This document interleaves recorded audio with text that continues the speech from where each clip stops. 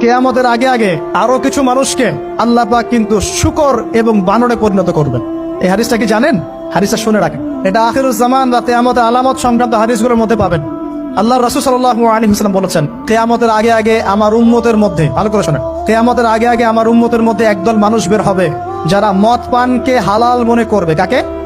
মদ পান করাকে হালাল মনে করবে। যারা বাদ্যযন্ত্র, গায়িকা, নায়িকা এগুলো নিয়ে নর্তকী নাচাবে রাতের বেলা, এগুলোকে হালাল মনে করবে। যারা অশ্লীলতা, বেহায়াপনাকে জায়েজ করে নিবে, ঠিক আছে, এরকম কয়েকটা পাপের কথা বলে নবীজি বলছেন একদিন সকালবেলা আল্লাহ পাক তাদেরকে ঘৃণিত বানরে পরিণত করবে। এটা হবে সামনে, কখন কিভাবে হবে আল্লাহ ভালো জানেন। এবার আমি কনসেপ্টে চলে আসি। এই যে পৃথিবীতে নেমে আসলাম, তাহলে আমরা কোত্থেকে আসছি ভাই? আমরা কি পৃথিবীর অধিবাসী ছিলাম? আমরা জান্নাতে ছিলাম, ওখান থেকে আল্লাহ পাক পাঠিয়েছে। এবার পৃথিবীতে এসে আদম আলাইহিস সালামের যুগে খুব একটা দুর্ঘটনা ঘটে নাই, একটা ঘটেছে। কয়টা? একটা। ভাই হাবিলের কোরবানি কবুল হয়, কাবিলের অন্তর্দাহ হয়, জ্বালা হয়। কেন হাবিলেরটা কবুল হবে, কাবিলের কেন হচ্ছে না? এই হিংসার বশবর্তী হয়ে কাবিল হাবিলকে হত্যা করে ফেলে। হত্যা করে লাশটা দাফন করার পদ্ধতিও তার জানা ছিল না। আল্লাহ কাককে পাঠালেন, কাককে দেখে সে শিখলো। প্রথম দুর্ঘটনা হচ্ছে হাবিল কাবিলের দুর্ঘটনা। বলে রাখি, আজকেও নিজের ভাইয়ের বেশে বহু কাবিল মুসলিম সমাজের মধ্যে ঘুরে বেড়ায়। নিজের ভাইয়ের লেবাসে, পোশাকে, সুরতেই বহু কাবিল এখনো কিন্তু মুসলিম সমাজে ঘুরে বেড়ায়। তো আমরা কাবিলদেরকে কাবিলের পরিণতি সম্পর্কে সচেতন করতে চাই।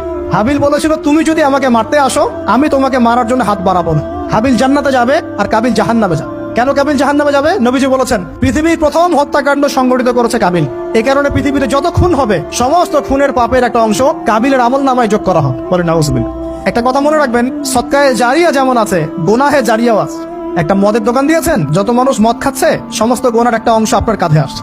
সিনেমা হল করেছেন, মানুষ সারাদিন নেকটা ছবি দেখে, নগ্ন ছবি দেখে, যত মানুষ এখানে পাপ করবে, সমস্ত পাপের একটা অংশ আপনার কাঁধে যাবে।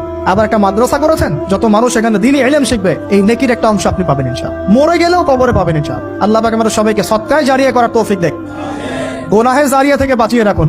খুব খেয়াল রাখবেন, আল্লাহ পাক আমাদের হেফাজত করুন বলি আমিন। এবার ওই যুগ শেষ, নূহ আলাইহিস সালামের যুগ। এই যুগে আল্লাহর একই সুন্নত, নূহ আলাইহিস সালাম 950 বছর দাওয়াত দিলেন, 40টা বা 80টা পরিবার ইসলাম কবুল করেছে, বাকিরা করে নাই। যারা করে নাই আল্লাহ পাক তাদেরকে ডুবিয়ে মারলেন, যারা করেছে আল্লাহ পাক উদ্ধার করলেন। সোজা কথা, আজকে সারা পৃথিবীতে যত মানুষ আমরা বেঁচে আছি না, আমরা কোনো না কোনো ভাবে ওই 80 পরিবারের সদস্য। আমরা ভাই ভাই, আমরা ওই ফ্যামিলি, 80 ফ্যামিলির অন্তর্ভুক্ত। কিরকম করে? নূহ আলাইহিস সালামের 4 সন্তান ছিল। কয় সন্তান? এক সন্তানের নাম হচ্ছে হাম। কি নাম? হাম। হাম ছিল একটু কালো বর্ণের। হামকে দিয়ে আফ্রিকার কন্টিনেন্টে যত মানুষ দেখছেন ব্ল্যাক স্কিনের, কালো স্কিন, এরা সবাই হামের বংশধর। মজা না বিষয়টা? মানুষের অস্তিত্ব পৃথিবীতে, ইতিহাস, এগুলো খুব ইন্টারেস্টিং টপিক। ইতিহাস পড়তে থাকলে আপনি ডুবে যাবেন। কত কিছু বিশ্বে হয়েছে আর কত কিছু হবে সামনে।